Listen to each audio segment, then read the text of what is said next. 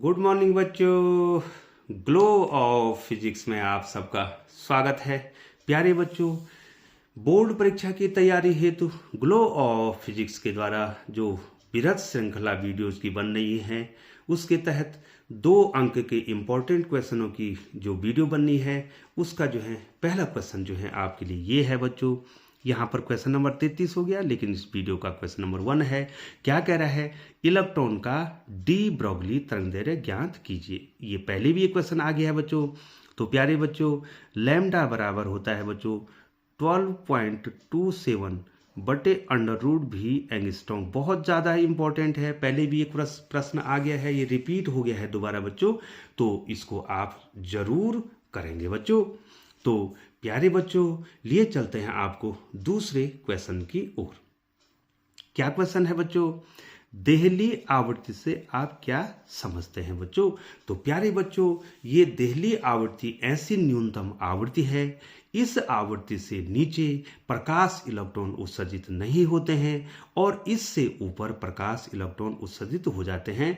तो देहली आवृत्ति कैसी आवृत्ति होगी? न्यूनतम आवृत्ति होगी, जिससे नीचे प्रकाश इलेक्ट्रॉन उत्सर्जित नहीं होंगे और इससे ऊपर प्रकाश इलेक्ट्रॉन उत्सर्जित हो जाएंगे बच्चों। तो क्वेश्चन नंबर 34 हो गया बच्चों।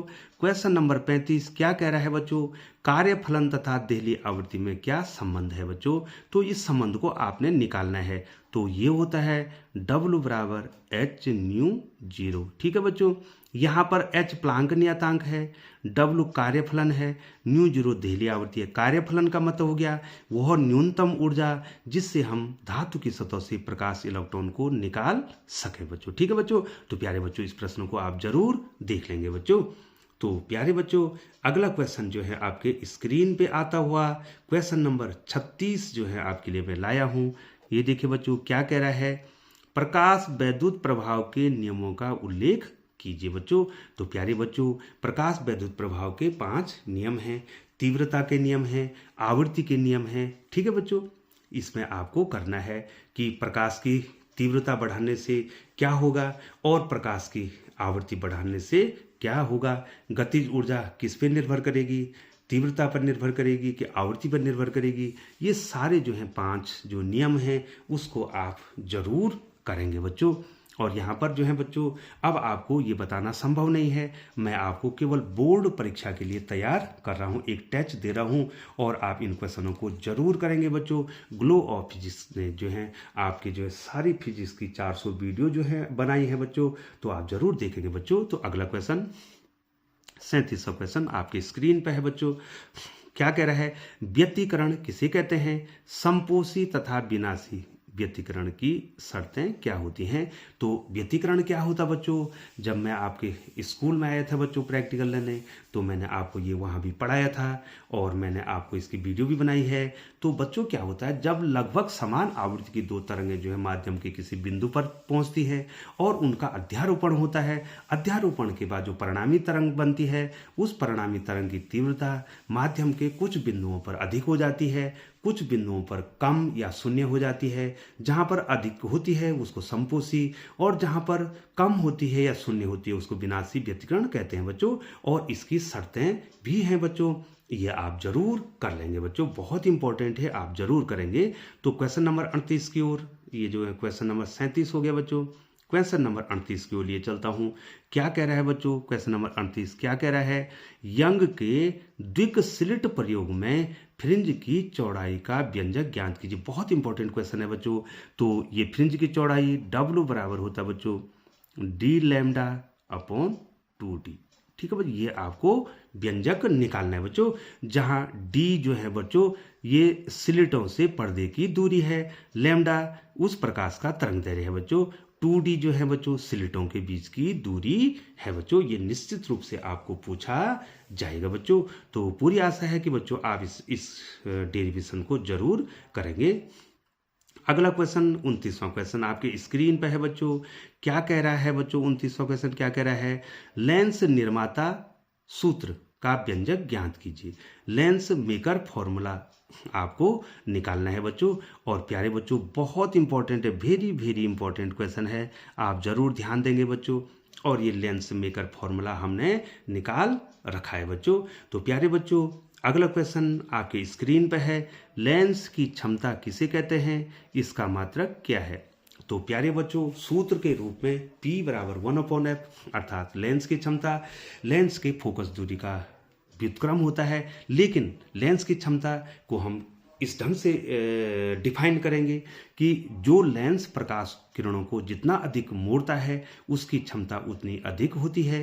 ठीक है बच्चों, और लेंस की क्षमता क्या होती है, फोकस दूरी की व्युत्क्रम होती है।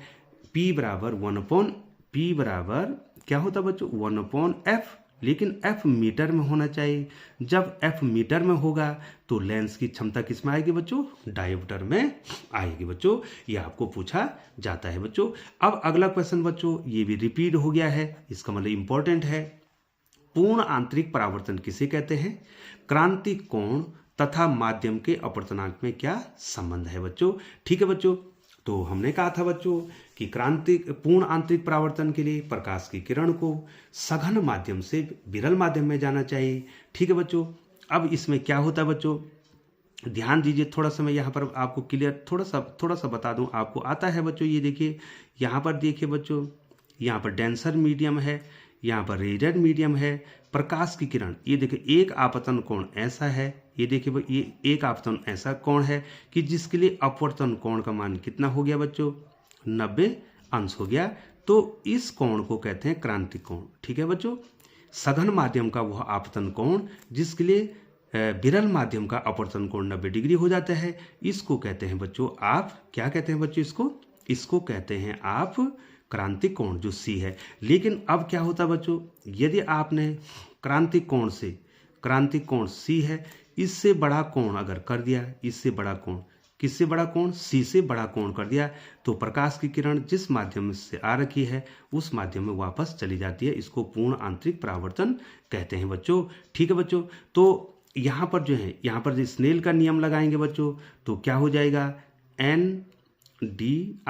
NDR सघन माध्यम से विरल माध्यम में जारी है, तो साइन आई की जगह पर कितना है बच्चों, आई की जगह पर सी है, और आर की जगह पर कितना है बच्चों, 90 डिग्री है, और साइन 90 का मान 1 हो जाएगा, तो कितना हो जाएगा बच्चों, साइन सी। तो ये उसके माध्यम में भी संबंध है। और अगर NRD करेंगे तो 1/sin c हो जाएगा बच्चों। तो प्यारे बच्चों, ये जो है आप इसको जरूर करेंगे बच्चों। और प्यारे बच्चों, ये जो है बहुत ही महत्वपूर्ण प्रश्न है, आप इनको जरूर ध्यान देंगे बच्चों। ये जो है हमारे 25 साल के अनुभव के आधार पर ये क्वेश्चन बनाए हैं। प्यारे बच्चों, इनके आने की काफ़ी संभावना है, और आप अगर इनको करते हैं बच्चों तो निश्चित रूप से जो है बच्चों आपको इससे फायदा होगा। तो प्यारे बच्चों, चैनल पर बने रहने के लिए एक बार आपका बहुत बहुत धन्यवाद।